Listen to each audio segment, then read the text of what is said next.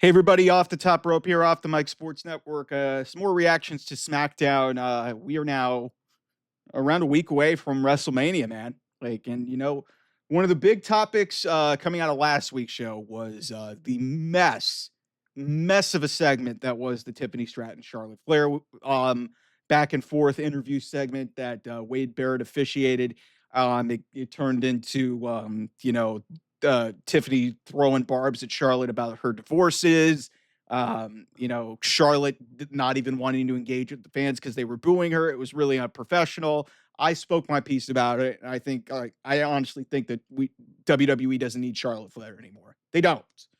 But I got to tell you, with what they did both on the camera and what was, sort of snuck through in the new Triple H way of storytelling, that, similar to the way that Kevin Owens turned heel after Bad Blood last year, there was a filmed, fan, filmed segment, like in a, public area where Tiffany Stratton's getting out of her car, gets attacked by Charlotte Flair, getting into the building in Seattle for SmackDown. It got caught on a bunch of phones by a bunch of fans, similar to how Kevin Owens turned heel. And I saw an interview that Kevin Owens did with Chris Van Vliet, who's fantastic, by the way.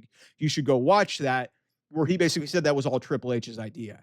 And I totally think this was a Triple H thing where they, wove in the unprofessional stuff into the storyline. Tiffany Stratton low-key has just a banger with Roxanne Perez on this show. And then after the match, Charlotte Flair, who was kayfabe sent home for the night, comes back in street clothes and just attacks Tiffany Stratton to the point where she's in the announcer's area, and Wade Barrett gets up from his commentary spot and basically says, "Charlotte, you're going to get yourself fired. Be careful." And I was like, whoa, okay. Listen, let's be real. This feud has been kind of a dud for the most part. It really hasn't worked. They've made a lot of mistakes with this feud.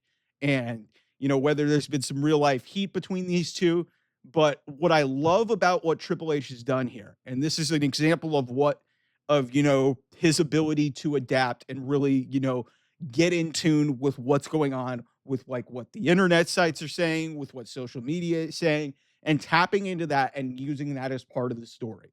Because doing this off-camera attack, they don't even address it and don't even show the footage and basically say, "Oh, they've both been fine, they've both been disciplined." And then Charlotte comes in at the end and basically, attacks Tiffany during this, beats her up, gets into the commentary area, and you use Wade Barrett as a buffer and basically saying, "Charlotte, you're being incredibly unprofessional. Stop doing this or you're going to get yourself fired," which is leaning into what the internet is absolutely saying about her. So this is perfect. And, I wish they would have done a lot more of this, or, I mean, obviously you wouldn't want to have to resort to this, but if they would have handled this storyline a different way, maybe we wouldn't have to resort to these tactics to get heat. But still, I feel way better about this feud than I did 2 weeks ago. And leave it to an unprofessional segment in Chicago, where I completely sided with the champion in this case. I still think Charlotte Flair shouldn't win this match because I don't think you should reward unprofessionalism. And she's been getting cooked by fans on social media. It's like, listen, I said it before and I'll say it again. WWE needs to get out of the Charlotte business. They don't need her. They've got enough talented women in this company. Just because her last name is Flair and because Triple H respects her dad and her dad is his mentor, there's no reason to keep Charlotte Flair around. That being said, what they have done here has made this feud and this women's championship match infinitely more interesting than it was from the start. Because like a lot of people were hyped up about this because, hey, the past and the future, and then it just evolved into this just, these two just barbing at each other and really not liking each other in real life. And Charlotte being the power hungry, dominant female that she is, kind of asserting herself in this feud. And it really has made her look really bad. So I like that they've kind of woven that into this story. So it's going to be interesting to see how this results at WrestleMania. Again, I think Tiffany should win.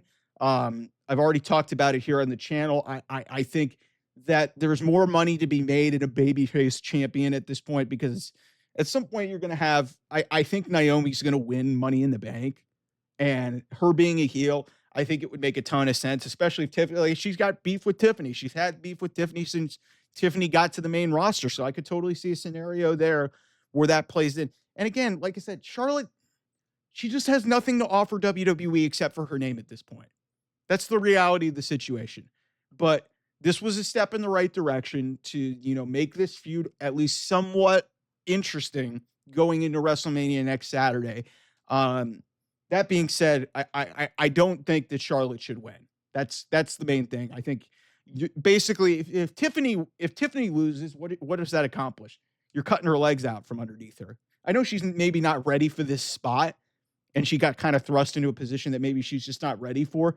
But giving the title to Charlotte after all the stuff that's gone on in this thing, come on, what are we doing? So we'll see. But I do like that, reality, they've kind of woven that into this thing, and that was really interesting. Anyway, thanks so much for watching. I'll see you guys soon. Bye bye.